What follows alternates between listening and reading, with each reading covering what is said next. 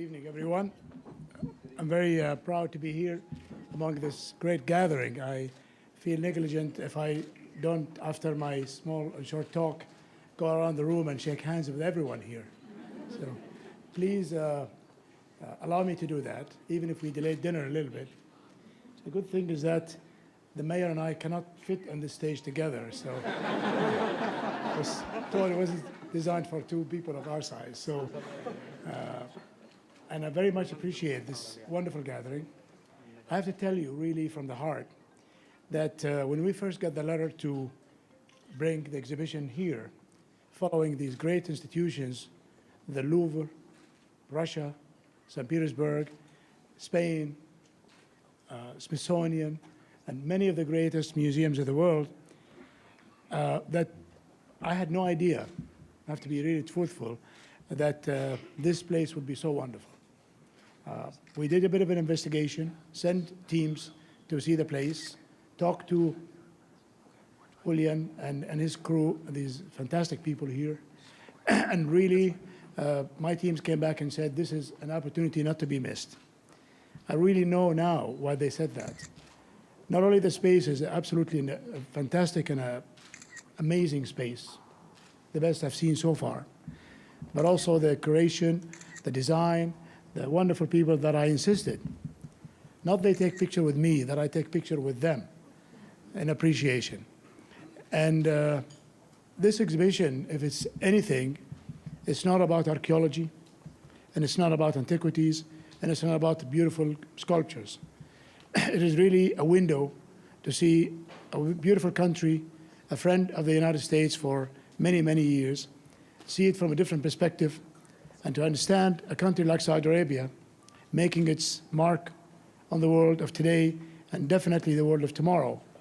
A country that is the seat of Islam, one of the fastest growing religions in the world.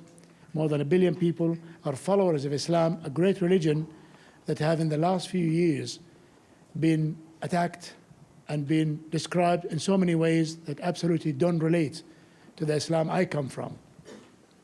But to understand Saudi Arabia as a nation that is leading today in the peace process, in the dialogue of religions and civilizations, leading the world economies as a member of the G20, and also a country that's very much involved with the leadership of a great king, King Abdullah, who is leading this country, our country, to its rightful place in the world, as it should be, that this country does not come from nothing, nor does Islam emanate from a no place. This exhibition, if anything, is about people, place, and time.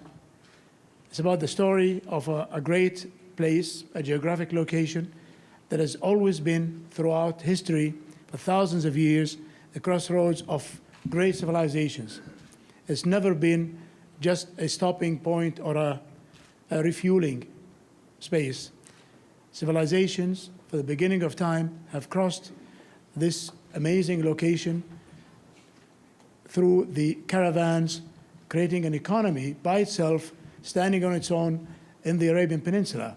So the trade caravans, that's hence the name, Roads of Arabia, has played a major influence in shaping the Arabian Peninsula that was in the past and that is today.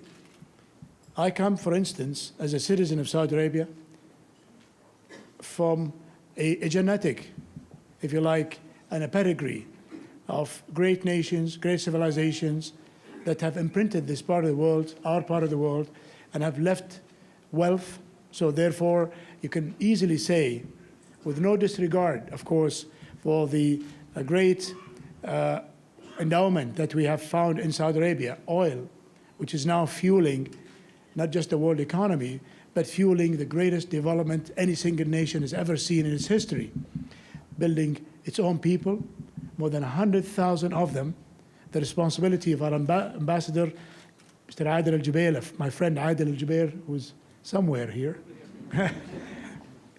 and our great ambassador for the United Nations, Mr. Abdullah Al-Muallimi. These are people that I worked with, that I used to jog and run with, and now they're manning the shop in this wonderful nation. And of course, our education Mr. Al-Isa, Dr. Muhammad Al-Isa, who actually oversees 100,000 students in the United States. This country called Saudi Arabia comes from a deep history, and whatever is happening today, whatever Saudi Arabia is doing today, actually does not come from nothing. It's not a public relations stunt when our king announces creating the center of dialogue and center of dialogue between religions and civilizations in Vienna. It is really something that comes from far away through the stages of history where Arabia have seen great civilizations come, settle, and create wealth. In that sense, and when I came to the United States, actually in the early 70s, before before the oil embargo, I remember when the oil embargo happened in '74, we were just arriving as very young students, and people never knew where Saudi Arabia was. But thanks to the oil embargo, everybody knew who we are.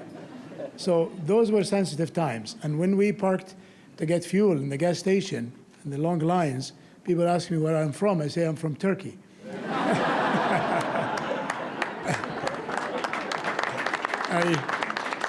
But I stand very tall and very proud with my colleagues here from our country to say we are from Saudi Arabia. When we come to the customs in the United States and say we are from Saudi Arabia, people greet you and say you're more than welcome to come in.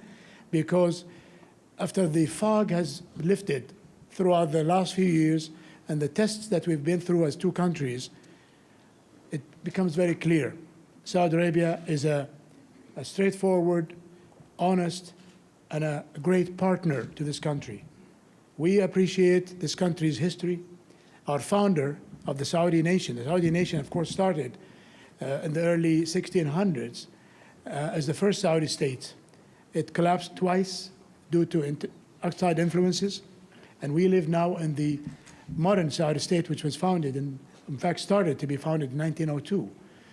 Our founder, King Abdulaziz, I would say is my grandfather, but really he is the grandfather of all Saudis, if you like, has connected very well with President Roosevelt.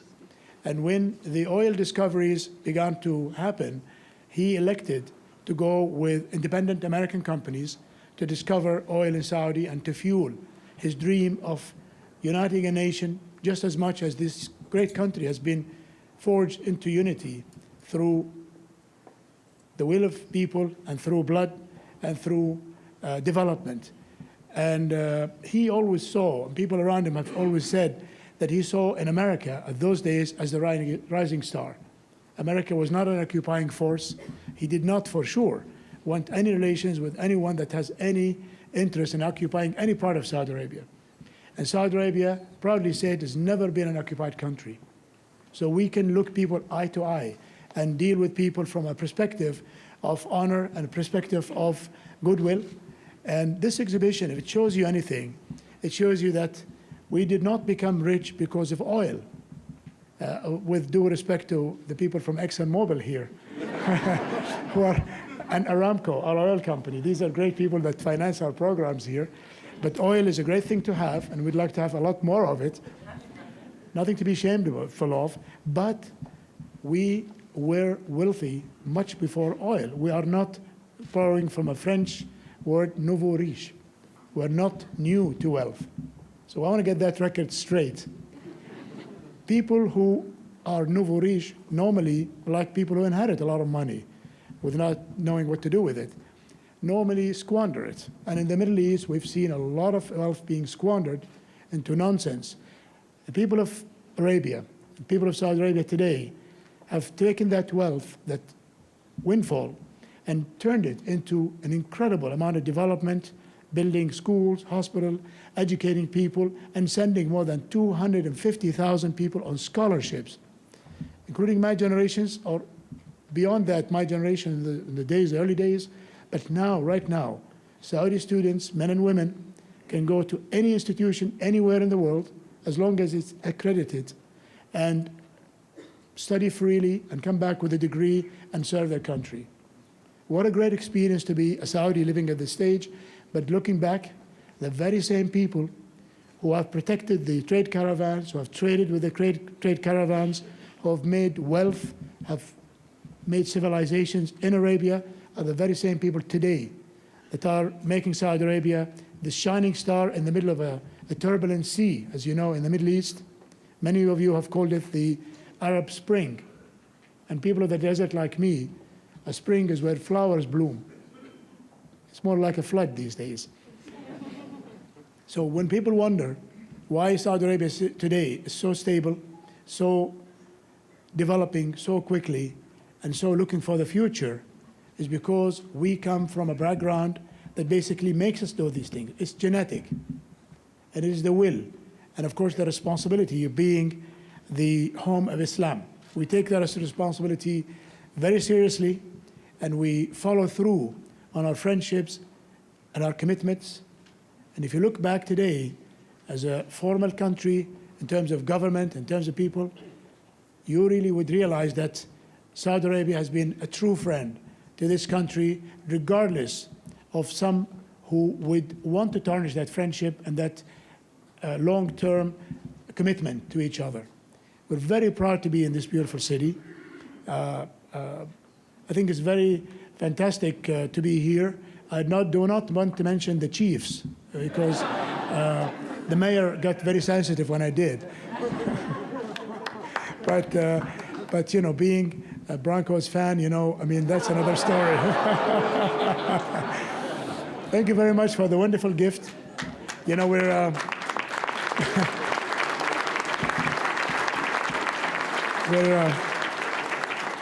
coming to summer in Saudi Arabia, so a fan will do me really well, especially since my brother, my younger brother, who's in charge of the energy saving program in Saudi Arabia.